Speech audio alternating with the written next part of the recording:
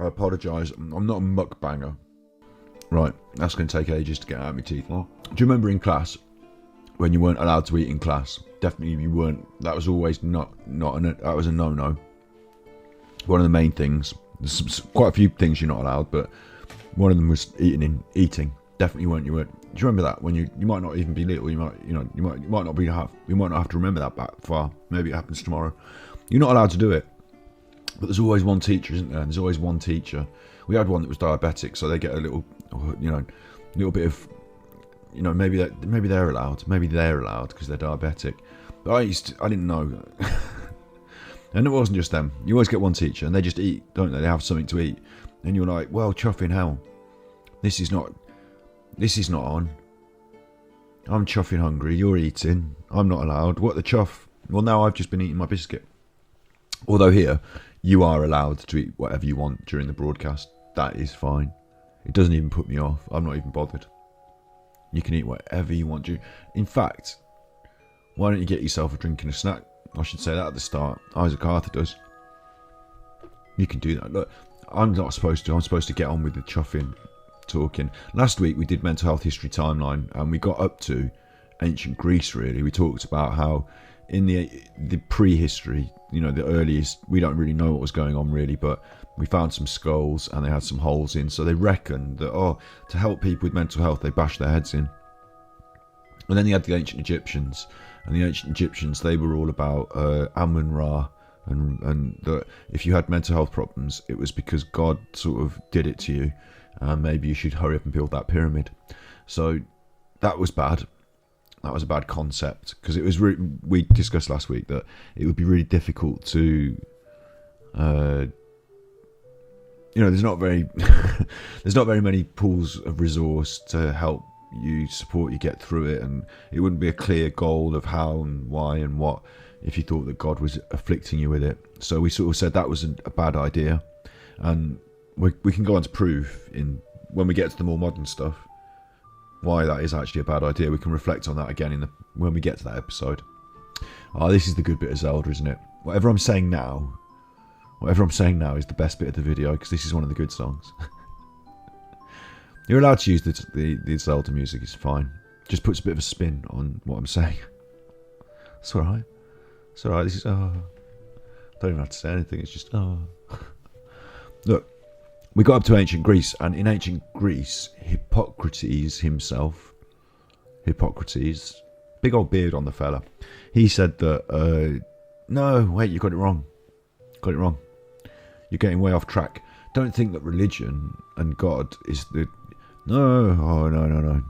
He was like, look, I've been having a little think, and I reckon it might be that diseases, not just the brain, not just the people who are suffering with mental health problems, not just them. And actually, I learned something new this week that I'll tell you about once I've done Hippocrates.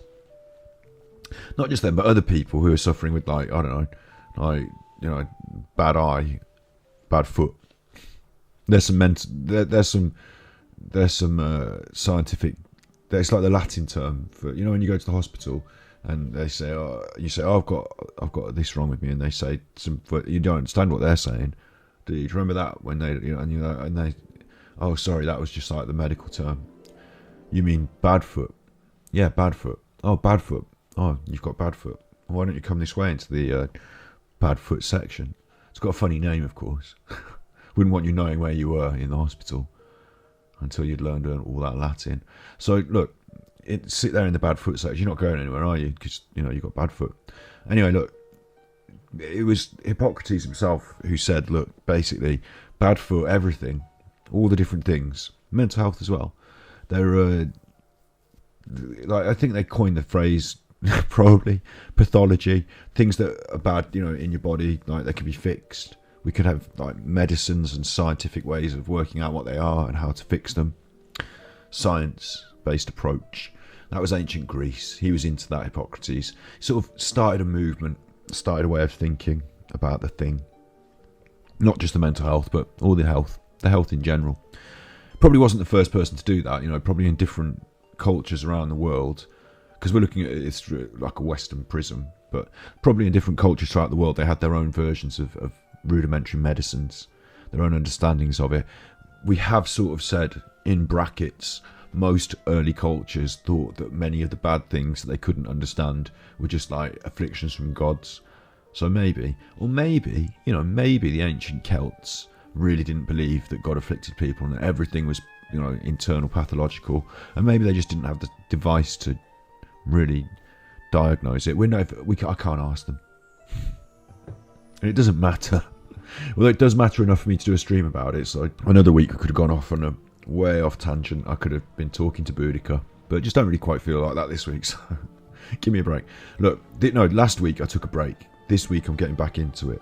So give me some leeway to get back into it. In the fairy fountain now. What have I done? I've chosen the wrong music. It was supposed to be just the background music, just the ones you can't recognise. I've chosen the fairy fountain music. Everyone knows that. Meet the biscuit. I eat what I like. It's my class. Everyone's getting a D anyway. Oh, except for you. Him, her. I don't know. Them. They. They're getting an A. You're getting an A. Everyone else getting a D. They don't even turn up. They didn't even turn up. They didn't even know that we turned the clocks back in England. I didn't even tell them. But anyway, if I did this an hour earlier, there'd be all people like, hey, I'm ready. Hey, let's go. But because I'm an idiot. Because in England, we arranged to have the clock time changed. They're not. They came an hour ago and no one was here. They're like, oh, they must have been in detention for eating in class. So look, we found out that in ancient Greece, that was the jam. That science came and changed the minds. And the ideas was flying around. And people were like, oh, if that's the case, maybe I should study Badfoot. Get some names going down for it. Maybe I'll have a look at some ligaments. Let me have a look at your leg, mate. Let me have a look at your leg, mate. Well, can I have it when you're done with it? Can I have it when you're done with it? That sort of business was going on, science. And then there was Jesus. I imagine, this isn't in the history books here, but I imagine Jesus caused a bit of a problem. He wasn't the main big thing until a few years after his death, was he? But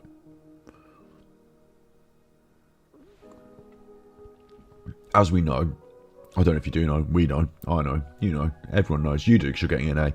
The church became quite big in society, didn't it? Became quite big and quite powerful, and quite a lot of their ideas became quite popular. So one of the concepts with Jesus and the healing and all that, he used to do some magic healing. So we'd gone from, it's about afflictions from God, and to cure yourself you might want to appease the gods, get a pyramid built. We've gone from that and don't worry about that, science is going to sort you out. We're going to find out the stuff, whatever it is in that herbal concoction, we're going to find out, and then we're going to just give you that, and it's going to make you better. So, and then we've gone from that into this guy can sort of just fix me up by laying on his hands. I was leopard and now I'm not. He changed my spots. It's not supposed to happen. When I was younger, I thought by now, I saw these things on the telly. I thought by now you'd be going in the doctors and you'd be getting the Star Trek style scan, and it'd be like, these are the things that are going on in your body. These are the vital signs. These are the, that's what's in your blood. Don't need to take a big vial of it and send it off. We've got Star Trek-esque. Of course, we all watched Star Trek when we were young. Yeah, that's why we built this thing. I thought they'd be doing that. I thought they'd be up to that sort of stuff in medicine. I thought we'd know a bit more than we do now. Why does your head hurt when you get a headache? Oh, it's dehydration, isn't it? Probably, might be. Don't know exactly. Can you put my head on the scanner? No, it's really expensive. We've only got one, and it's like a great big electromagnetic thing. Goes. Use it for all the really poorly people to try and find out what's wrong with them. And there's a big queue of them. So, yeah, I get it. But I'm surprised that we didn't put more money into, Elon Musk and Jeff Bezos and that, shooting a big rocket up into space, shooting all that money up into space. But we don't. I know it seems like, what do you mean we don't have a Star Trek scanner?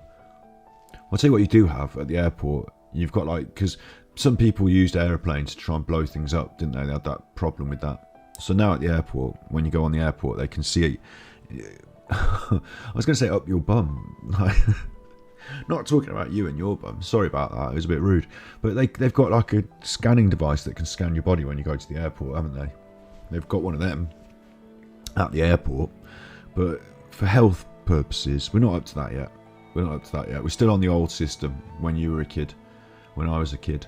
The old system. We've got an IMRI. That's fairly new. I think it existed when I was a kid. Maybe it didn't.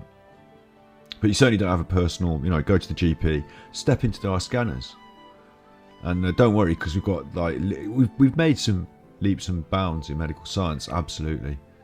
But certainly not the sort of standard and distance that I thought we would have done when I was a kid. We've done some other stuff, haven't we? We've done some other stuff. Really pushed on with some other stuff. Absolutely. I mean, computer technology is a good thing. It can help us with that, next step in science that can help us with those medical things. Yeah, I get that. It's good stuff. I play games. I like the computer games. Yeah, absolutely good stuff. I'm not saying don't do that. I am sort of saying don't fire your money up into space. I'm looking up like I can see the rocket. I can't see the rocket. Whether it explodes into really expensive pieces or not. All that fuel and all that money burned off going into space. I see there might be some, when they do the space program, we have tin foil, the old tin foil that you use in your kitchen that you're not supposed to use anymore because it's bad for the environment. You know that. That was NASA. When you've got a cap and your cap, that was NASA. Yeah, I get it. Oh, you wellies, you like wellies? They're NASA. Oh, are they? Oh, I see. We only designed them because we were sending them up into space. You'd have wet feet in the winter otherwise. Oh, I get it. NASA, okay. They developed some things and we used some things that they developed. I get it. But maybe a little less firing it off into space, hoping it explodes into some sort of benefit. Maybe less of that. Maybe a bit more feed everyone, work out why people are poorly and fix it. I thought that would be the way things went. It's not the way it went. It took a long time to get from Hippocrates to now. Seems like a very long time. It has been a very long time. The money is just not being poured into the public services in the way it should these days. I don't know. That's a bit of politics. We've got Roman physician Galen. Galen introduced the concept of the 4 essential fluids of the human body: blood, phlegm, bile and black bile, the combinations of which produce the unique personalities of individuals. Now, that's not... that was an idea that was perpetuated throughout the Middle Ages. The idea that you had these 4 essential fluids, and if they were out of balance, then you would be unwell. I mean, that's a historical fact of what people thought, so it's important we look at it in terms of the history of mental health. That's what we're doing. So, if you had too much blood, they would let your blood... It's a bit horrible, isn't it?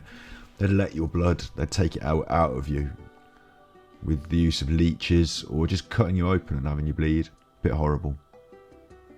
Phlegm, bile and black bile. I'm not exactly sure how they would balance those, but it doesn't sound nice. And I don't know why the 4 essential fluids of the human body. Who came up with this? Roman physician Galen.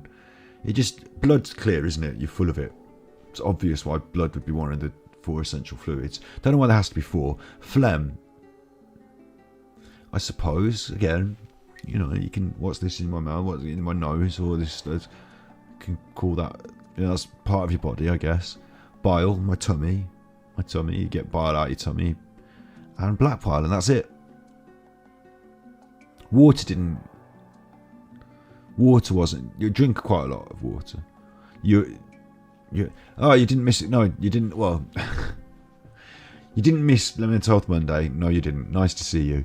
Although I'm not going to drone on for hours tonight. What happened was, the reason that you thought it was a different time was because it was a different time. They changed the clocks in the UK.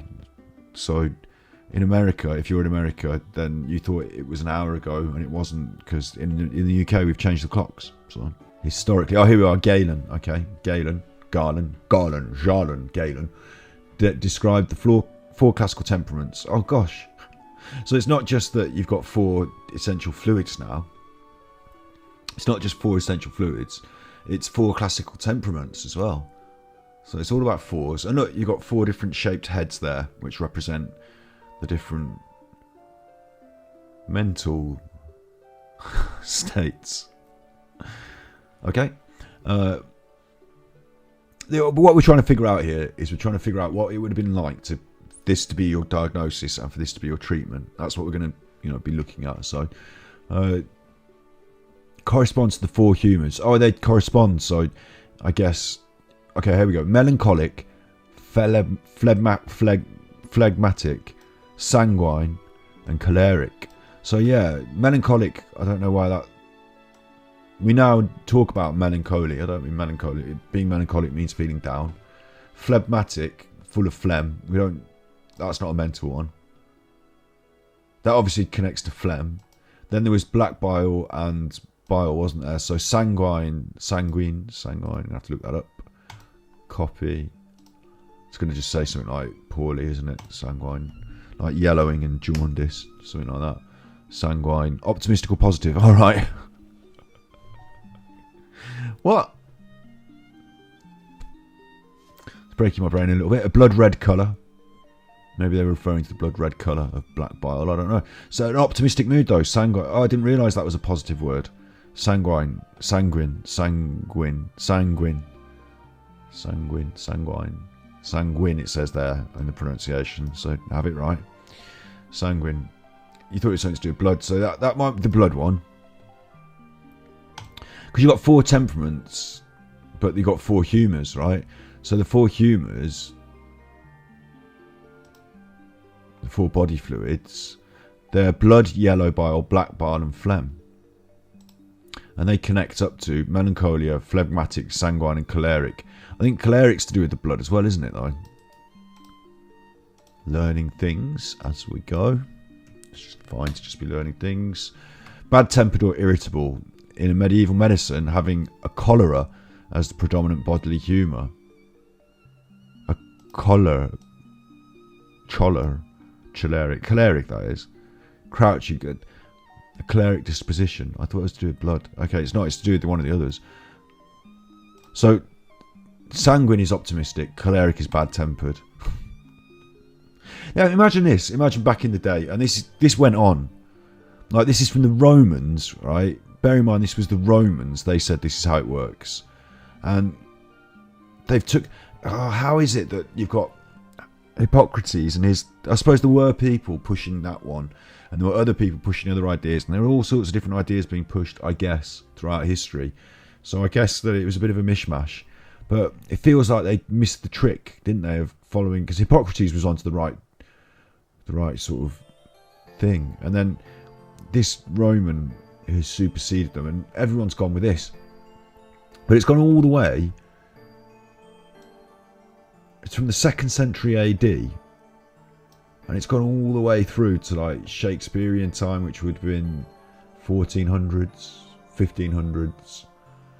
You've got like 1,500 years of this just being so.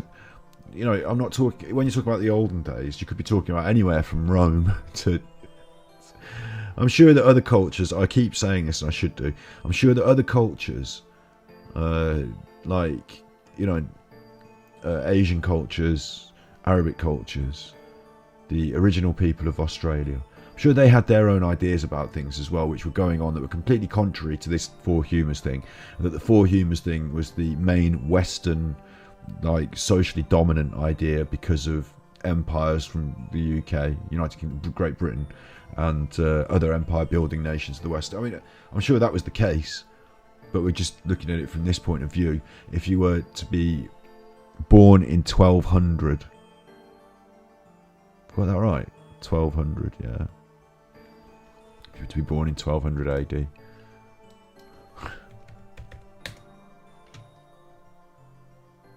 (1200 AD). Let's have a little images. Let's see what. Let's hope no pornography ever happened. Oh, it's just the pictures. Oh, look, they are running around on horses. That was about that time. Okay. If you were one of these sort of chuffers with your knights and your shields, that sort of chuffing, would have been quite different than if you were the Arabic cultures. They were, riding out to go and attack. But anywhere from then to up to Shakespeare time, from your Game of Thrones till Shakespeare time. Game of Thrones isn't a real historical. That wasn't a real. I was just joking there. But if throughout the ages, you feel bad. You've got naturally what we would understand now to be maybe a chemical imbalance that can be helped with certain combination of medical treatments. Helps balance that. Maybe something that you need to talk through. Maybe the right kind of therapy. Cognitive behavioural therapy is very good for a lot of anxiety problems. Maybe those sort of things. They're not on offer because they don't even they've got choleric. They've got these. You've got you're too choleric. You've got too much black bile in your system. You're too choleric. So I don't know what the treatments to this model would have been.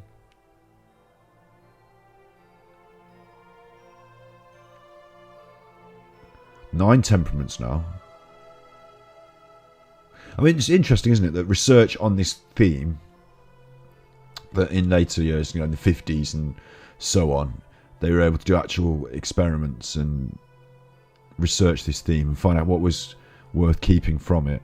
And it became certain, aspects of psychology that we would recognise: adaptability, distractibility, temperament. They formed some more usable ideas from it, didn't they, in the long run? Before 1400, Bethlehem was a religious institution focusing primarily on collecting and distributing alms.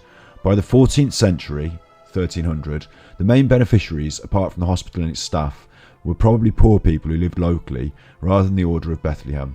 As the social and political changes of the mid-14th century onwards made alms collecting more difficult, the hospital started to concentrate ever more. I've got to read it properly because it's for the edit. The hospital started to concentrate ever more on the care of the sick, and in particular, the care of the mad. So, 1400, they would have at least, not everyone, of course, the first in our recorded Western history of medicine and madness, the first recorded concept of a place to at least send people, a hospital that would receive them. This place, Bethlehem. It later went on to be called Bedlam. But that was there in the 1400s. So we at least have that. What they would have done to you there, the concepts aren't written here. I'm going to have to do some more research for next week, maybe. I think one of the problems with the research that we're going to have to do is that some of the things they would have done would have been quite brutal. And certainly as we get into the later stages of learning about the history of mental health, we do get to some quite brutal practices that we can talk about on stream, but I can't be too brutal about because we've got, terms of service and all that.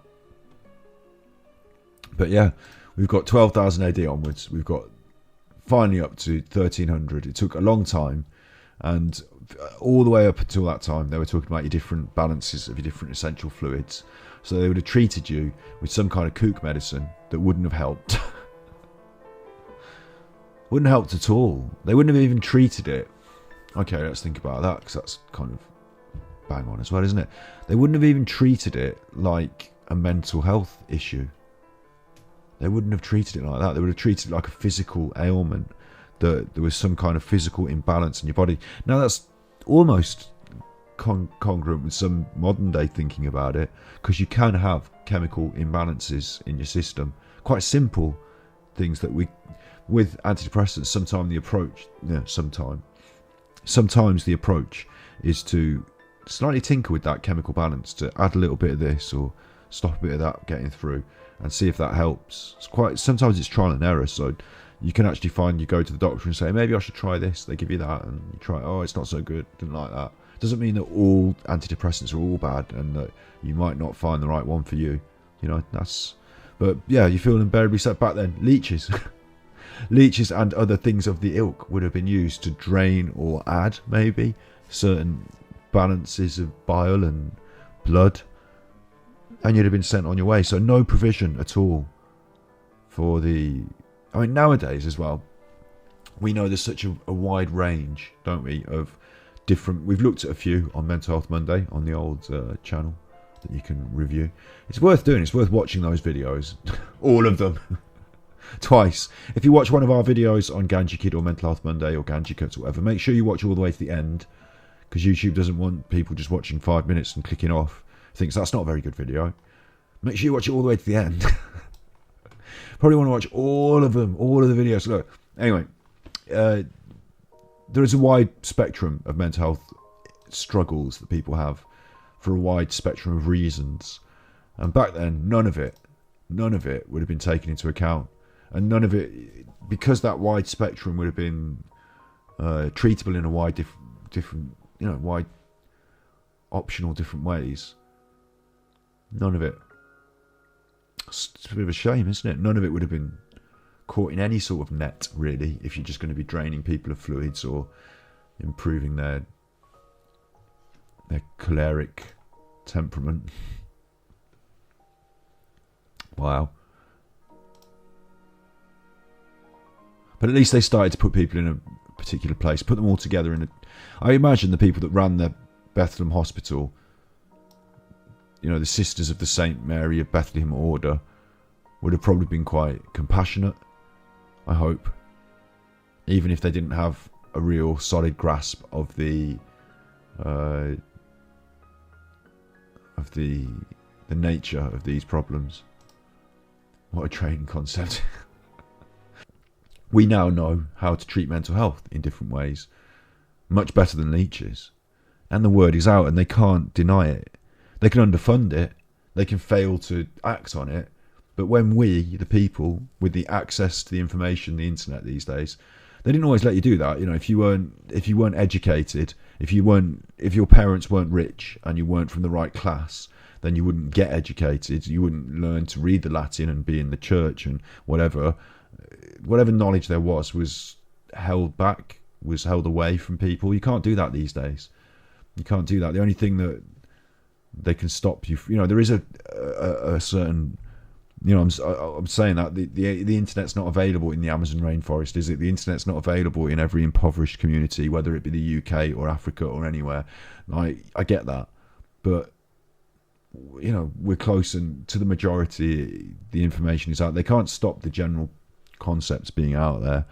So in the long run, in the future, this has got to accelerate that positive change. Because imagine if in 1346 they were suddenly had access to the internet, they wouldn't have carried on for another 500 years of messing about with all these funny ideas. They'd have gone straight in, okay, this is you can't argue with it now. It's there, it's out there, the truth is out there. And one context, the climate change, it becomes undeniable at some point, doesn't it? It becomes undeniable. So I hope that in the future, when we get these 3D printers and everyone in our Western homes has the access to certain aspects of life, it becomes undeniable that everyone should have certain benefits from the advances in society. It will become undeniable, won't it? Yeah. Ganji Kid.